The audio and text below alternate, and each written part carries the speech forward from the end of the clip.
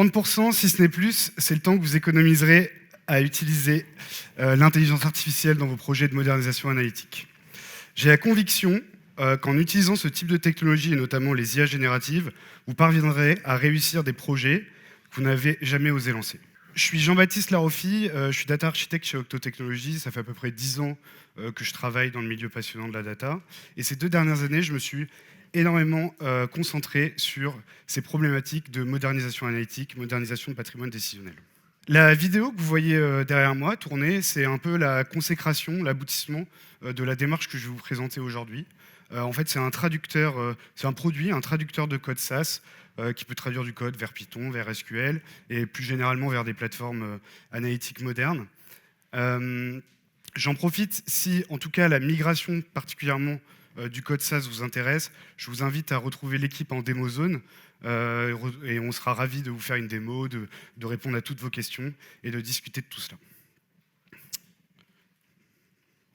Maintenant, réfléchissons pourquoi aujourd'hui justement, dans vos feuilles de route, vous avez ces projets de modernisation. Pourquoi vous les avez d'ailleurs depuis longtemps dans vos feuilles de route. Donc, il y a plusieurs facteurs en fait, qui peuvent expliquer ça. Le premier, je dirais que c'est l'obsolescence technologique. On parle souvent de patrimoine décisionnel qui sont stockés sur des technologies qui sont assez vieillissantes, qui sont dans vos SI depuis des années. Donc vous avez des sujets d'obsolescence autour des OS, autour des bases de données, etc. etc.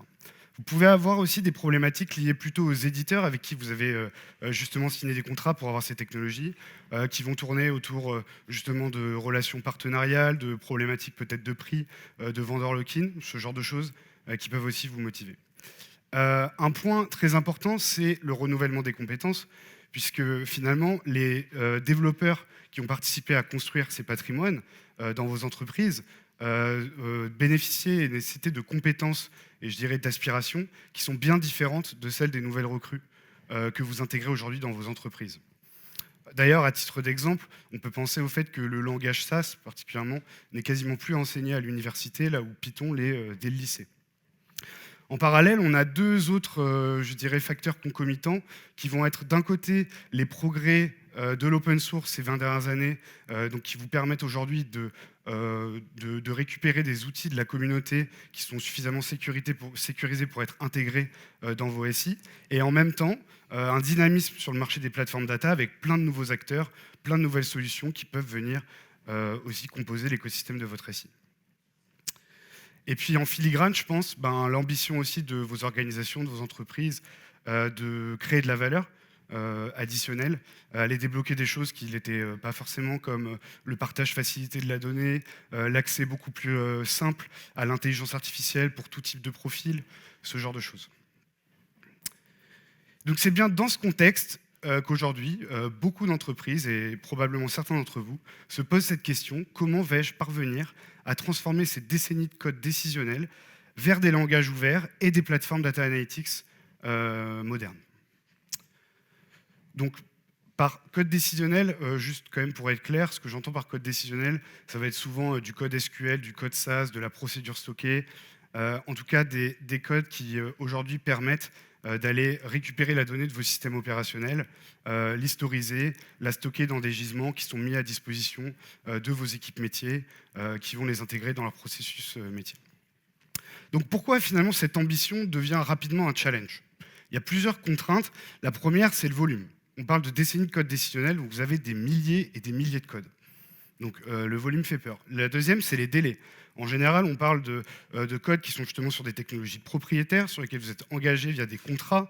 Donc vous avez des délais qui sont tout simplement des délais contractuels, voire même parfois même des délais de fin de support, ce genre de choses. Il y a un sujet qui est la disponibilité. Finalement, ce code décisionnel, il est surtout à destination et utilisé par des publics métiers, par des équipes, mais dont le rôle aujourd'hui n'est pas de passer sa journée à coder en fait. C'est plutôt capitaliser sur ce patrimoine et couvrir leurs usages. Donc si vous demandez demain à ces gens-là de passer leur journée à traduire du code d'un langage vers un autre, vous allez rentrer en conflit finalement avec les engagements qu'ils ont sur les processus métiers qui peuvent être par exemple critiques pour l'entreprise.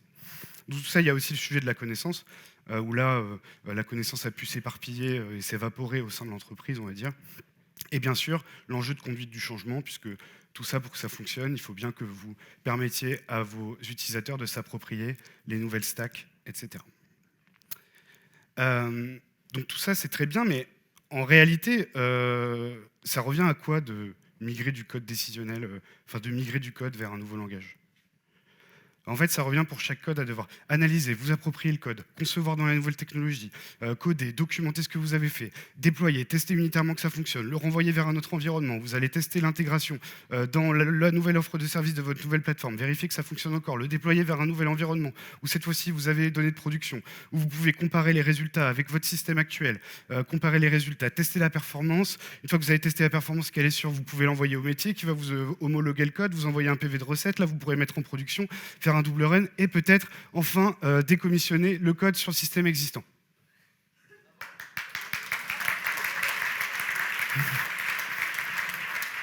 Et ça, pour chacun des codes.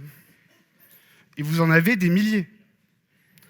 Donc je pense que là, vous pouvez commencer à entrevoir le problème et un des principaux freins à ces initiatives de modernisation. Alors, si on veut quand même réussir, il faut bien trouver des leviers, et donc je pense qu'il y a quand même des choses sur lesquelles on peut avancer qui vont nous permettre. Il y a 2 leviers indispensables pour moi. Le premier, c'est de jouer justement sur ce facteur volume. Le premier, c'est de rationaliser. En fait, finalement, dans ces patrimoines, il y a plein de choses qui ne sont pas si utiles que ça. Donc moi, ce que je vous conseille, c'est de poser des sondes sur votre système actuel, vos systèmes décisionnels, et à l'aide de critères techniques, regardez ce qui est vraiment utilisé, ce qui est vraiment modifié, ce qui n'est pas en doublon, etc. Déjà, en faisant ça, vous allez réduire drastiquement l'inventaire de tout ce qui existe dans vos file systems, dans vos systèmes en termes de code. Une fois que vous avez fait ça, il ne faut pas vous arrêter là. Il faut prendre tous ces codes qu'on va juger comme le patrimoine vivant et il faut les challenger avec le métier en le responsabilisant sur le process que je vous ai montré juste avant et en lui expliquant les coûts qu'engendre la traduction de ce patrimoine. Est-ce que finalement ces codes-là sont vraiment indispensables pour le métier? Est-ce qu'ils sont vraiment utilisés souvent? Et en faisant ça, vous allez énormément réduire le volume de programmes à migrer et pouvoir vous projeter dans quelque chose qui est probablement plus soutenable. Pour vous donner une mesure, typiquement, je peux vous donner l'exemple chez un client que j'ai accompagné. On a divisé le patrimoine par un facteur de 22, c'est-à-dire que par rapport aux premiers inventaires sur les file systems, on a supprimé 95% du code pour en garder 5%. Donc pour vous dire à quel point il ne faut pas s'arrêter sur le premier inventaire de tous mes codes SQL et tous mes codes SAS qui existent. Vous pouvez énormément rationaliser. Deuxième point maintenant, une fois qu'on a fait ça, le problème c'est que ces 5%, ils peuvent quand même représenter un volume colossal. Donc il faut trouver des leviers et des facteurs d'accélération. Donc pour ça, quand on regarde le process que je vous ai présenté avant, il y a beaucoup de choses, je dirais, qui sont un peu liées au cycle de développement logiciel standard. Vous avez, on cherche à transporter du code d'un environnement à un autre, à le tester unitairement, à faire du test de caractérisation, etc. Ce genre de choses, vos DSI, vos équipes data ont déjà suffisamment de maturité pour mettre en place des pipelines de CI/CD, des choses qui vont permettre d'automatiser cette partie-là et de gagner du temps. Par contre, la première partie du process, que j'ai rappelé ici, vous voyez, elle est profondément humaine en fait. Elle nécessite des expertises d'analyse de code et de compétences d'appropriation dans un langage source, de conception et de coding dans un nouveau langage cible, de documentation. Tout ça jusqu'ici, c'était quand même, c'est quand même le rôle des développeurs. Sauf que l'IA générative est arrivée avec une promesse dans la science, dans les benchmarks, dans ce que vous voulez, d'être nativement performante sur la génération de code, la rétrodocumentation de code et la traduction de code. Donc, finalement, on a été obligé de se dire, est-ce qu'en réalité, on ne peut pas ici tester une idée qui serait de se dire que finalement, cette tâche-là, de pré-traduction du code, on peut l'accélérer et l'automatiser en partie. Et donc l'idée ici, ça va être de tester la fiabilité de cette idée-là. Donc notre objectif sera bien de livrer à des data engineers ou des développeurs du code qui a été préalablement traduit, qui est exécutable, qui vont pouvoir s'approprier, revoir humainement bien sûr, et envoyer dans l'usine à migration. Donc si on se dit ça, il faut qu'on sache comment est-ce qu'on va évaluer la viabilité de notre idée ou de notre système. Donc on peut tout simplement chercher à répondre à la question, quels sont les critères qui définissent une bonne traduction? Une bonne traduction, c'est un code qui va être exact d'un point de vue fonctionnel. Donc il va reproduire exactement les intentions du code précédent, ok, qui produit les mêmes résultats. Ça, c'est mon premier critère. Il n'y a pas d'ordre de priorité parmi les critères. Le deuxième, je dirais que c'est l'idiomatisme. C'est la capacité à produire du code dans un nouveau langage qui va être adapté finalement à ma plateforme cible, à ma nouvelle plateforme sur laquelle je vais héberger mes usages décisionnels. Donc du code qui va être performant et qui va utiliser bien sûr l'offre de service et tout ce que j'ai sur ma plateforme cible. Le troisième point, c'est la maintenabilité. On part quand même de code qui était déjà en production. Le but, c'est de mettre ce code de nouveau en production. Donc on sort notre casquette de Craftman et on se dit qu'il faut absolument produire du code maintenable, donc lisible, modulaire, documenté, etc. Et donc c'est bien sur ces critères-là qu'on va chercher à évaluer notre système. Donc première itération, qu'est-ce qu'on essaye de faire? D'ailleurs, à titre d'exemple ici, je vais justement choisir une traduction. Mon but, mon objectif, c'est de traduire un code SaaS en Python que j'ai envie de déployer sur ma nouvelle plateforme, qui peut être par exemple une plateforme cloud ou un data lake. Donc première itération, je me dis ok, vous connaissez tous ChatGPT, je vais écrire un prompt où je vais demander finalement à une IA générative de me traduire un code SaaS de 1000 lignes et voir ce que ça donne. Donc je fais ça, j'écris un prompt quand même un peu évolué, pas juste traduis-moi ce code-là. Là, j'obtiens quelques minutes plus tard un code Python de 200 lignes. Alors je me dis, soit c'est exceptionnel, en fait, il y a eu une optimisation du code qui fait que j'ai quand même divisé par 5 la taille du code, c'est génial, soit il y a un problème. Je regarde un peu plus en détail le code, et là, en fait, je me rends compte que mon code, il est rempli de placeholders. Et presque par hasard, j'avais pris un code de 1000 lignes, mais en fait, il n'est pas du tout complet. C'est-à-dire qu'il y a un début, il y a une fin, mais au milieu, il manque plein de choses. Plein d'endroits où j'ai des commentaires qui me disent continuer le data processing ici, etc., etc. Donc là, sur l'exactitude fonctionnelle, j'y suis pas du tout, et je me dis que là, autant arrêter tout de suite mon expérimentation, parce que je pourrais pas traduire une bonne partie de mon patrimoine, parce que des codes de 1000 lignes, j'en ai des centaines. Donc il faut que je trouve une solution. Donc là, ce que je me dis, c'est je vais essayer de découper le problème, et peut-être que le problème, c'est justement lié au fait que la fenêtre de contexte, elle n'est pas suffisante. Mon IA a du mal à générer autant de lignes de code, donc je vais essayer de découper le problème. Donc je découpe mon code SaaS en 3 portions de 300 lignes environ. Et puis j'applique mon premier prompt sur la portion de 300 lignes. Ensuite, j'applique sur la deuxième portion, en réinjectant d'ailleurs les résultats traduits de la première portion, parce que je me dis, j'ai l'intuition que ça va l'aider à continuer de manière un peu consistante. Puis je fais ça, et au final, je me retrouve avec trois portions de code Python que je restack ensemble. Et là, j'ai bien un code de 1000 lignes, et là, je regarde, et là, c'est une première victoire, parce que je me rends compte qu'effectivement, c'est bon, j'ai plus de placeholder, et j'ai bien un code qui est complet, et qui tente en tout cas de reproduire l'exhaustivité des fonctionnalités de base du code. Par contre, je regarde un peu mieux ce code et je me dis, en fait, ce code, il est extrêmement linéaire. Il n'y a pas de main, il n'y a quasiment pas de fonction. Très linéaire. C'est peut-être un biais à cause du code d'entrée, qui est du code SaaS. Et en plus, il est ultra générique. Les données, il importe des CSV pour les lire. Il utilise du Pandas, probablement parce que je fais beaucoup de manipulation de données. Mais il est absolument pas, en fait... je ne vois pas comment je vais pouvoir utiliser ce code en cible en production sur ma plateforme où j'ai un cloud data warehouse, etc. Donc je me dis, il faut absolument que déjà, je me concentre sur la partie maintenabilité. Si mon code ne peut pas être mis en production, s'il reste aussi linéaire, je vais avoir un problème. Donc pour ça, je décide, finalement, je me dis, j'ai qu'à essayer d'interroger un LLM sur ce fameux code de 1000 lignes, en lui demandant un petit peu les critères qui m'intéressent, notamment sur la maintenabilité, et je lui demandais de me générer des suggestions d'amélioration. Qu'est-ce qui pourrait améliorer dans ce code qui me permettrait de le rendre plus maintenable? Et là, je me rends compte que les suggestions d'amélioration, elles sont vraiment de très bonne facture. Tout ce qui est remonté par le LLM, j'ai exactement envie de l'appliquer à mon code. Donc pour ça, je me dis, génial, en fait, je reprends ça, je reprends ces instructions, et puis je retraduis mon code de 1000 lignes. Mais mince, je retombe sur le problème de l'étape 1. Je ne vais pas être capable de retraduire en une fois mon code de 1000 lignes. Donc là, il faut que je trouve un moyen pour maintenant manipuler cette matière qui est déjà suffisamment longue. Donc je me dis, ok, il va falloir qu'on crée finalement un éditeur de code, et ce qu'on va faire, plutôt que tout régénérer, ce qui en plus ne serait pas efficace d'un point de vue même monétaire, je vais plutôt régénérer juste les parties que j'ai à modifier, et ensuite je vais venir éditer mon code itérativement comme ça. Donc je vais diviser tout ça en petites instructions d'édition de code qui sont basés sur des générations et je vais faire entre guillemets de l'annulaire en place. Et là, je me retrouve avec un code in fine qui contient des fonctions. Mes fonctions, elles sont typées. J'ai des docstrings pour chacune des fonctions. Je commence à avoir un code qui est de bien meilleure facture et qui ressemblerait beaucoup plus à ce que j'attendrais d'un développeur de mon équipe. Par contre, mon code il est toujours générique. Il continue à importer du CSV, à faire du pandas, et je pense qu'il n'est vraiment pas adapté à ma plateforme cible. Donc je me dis, il faut que je travaille sur cet idiomatisme. Et donc pour ça, finalement, qu'est-ce qui va vraiment poser un problème dans la plateforme cible? C'est le stockage. Ici, on parle de code décisionnel. Donc code décisionnel veut dire que si vous changez de plateforme, vous allez devoir migrer vos données. Migrer vos données, ça veut dire potentiellement réurbaniser, changer les noms de schémas, avoir un nouveau data warehouse, des nouvelles technologies, ce genre de choses. Donc ça va me poser un premier problème. Et ensuite, il y a toute la manière dont je vais héberger et gérer le compute de mon code.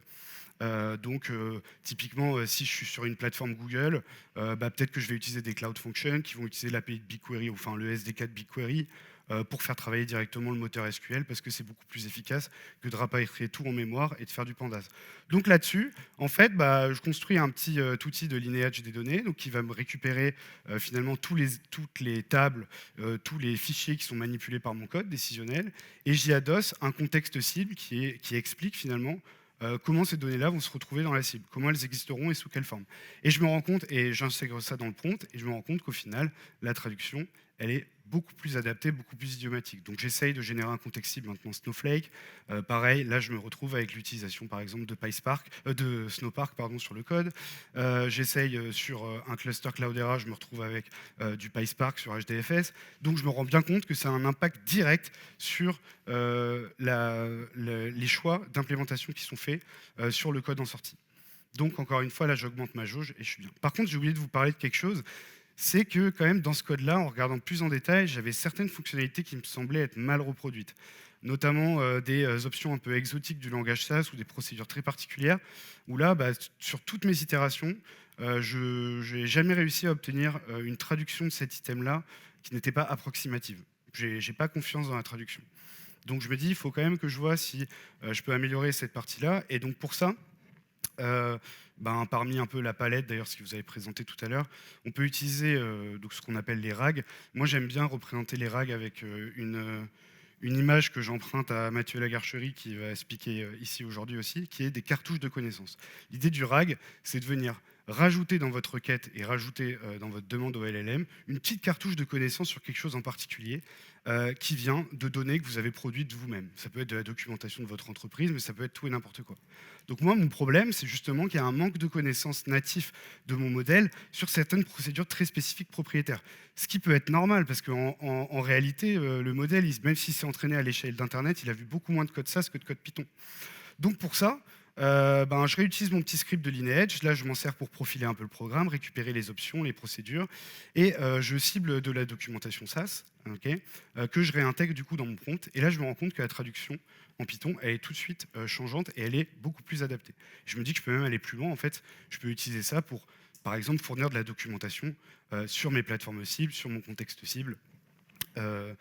Pour mieux gérer par exemple l'authentification à Snowflake, où je pourrais même intégrer par exemple des conventions qui sont décrites par mes équipes de tech leading ou mes design authorities sur la bonne manière de coder, etc., etc.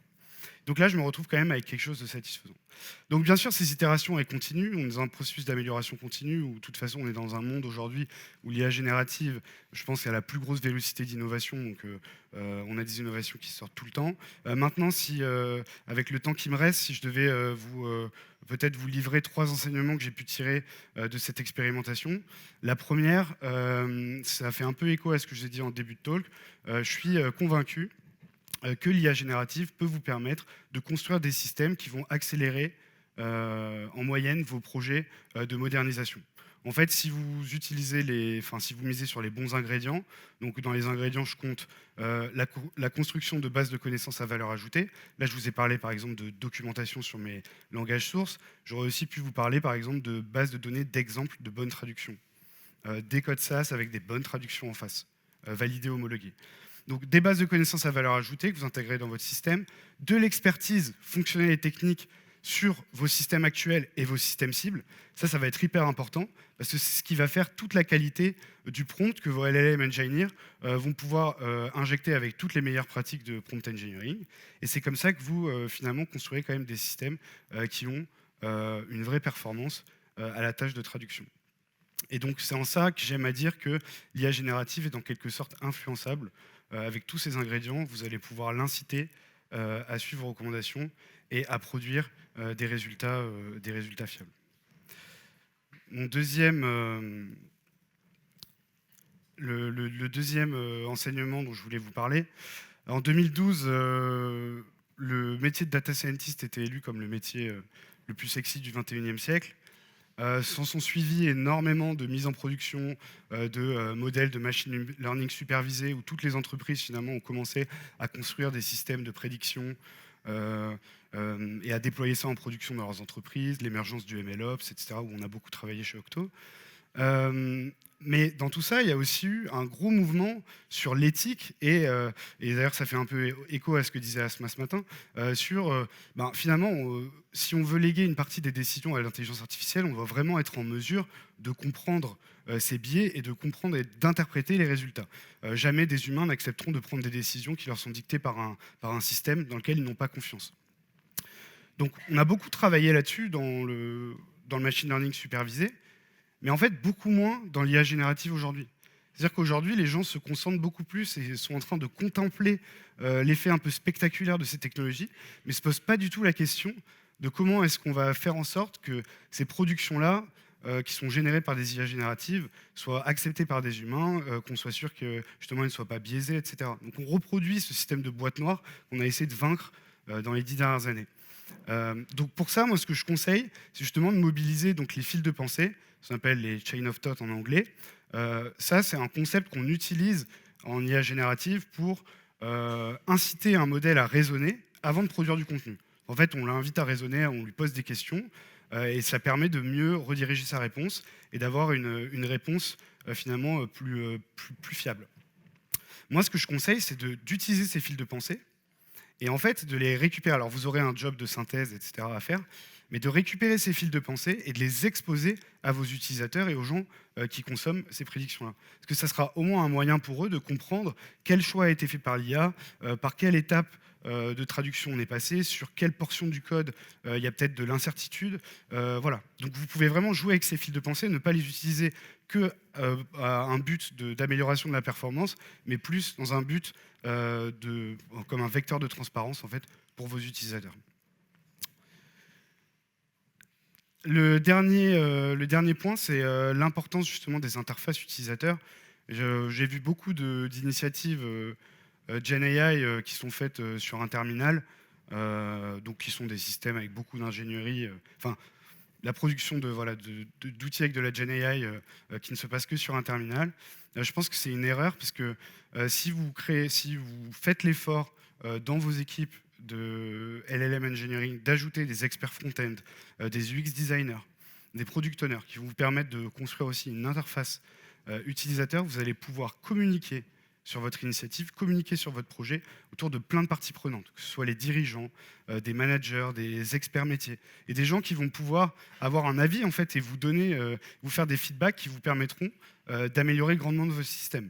En plus de ça, en faisant des interfaces utilisateurs, vous allez pouvoir ouvrir votre système et recruter des nouveaux utilisateurs. Et on sait très bien qu'en recrutant des utilisateurs, vous allez obtenir du feedback et vous allez enfin construire des choses qui sont utiles, utilisables, utilisées.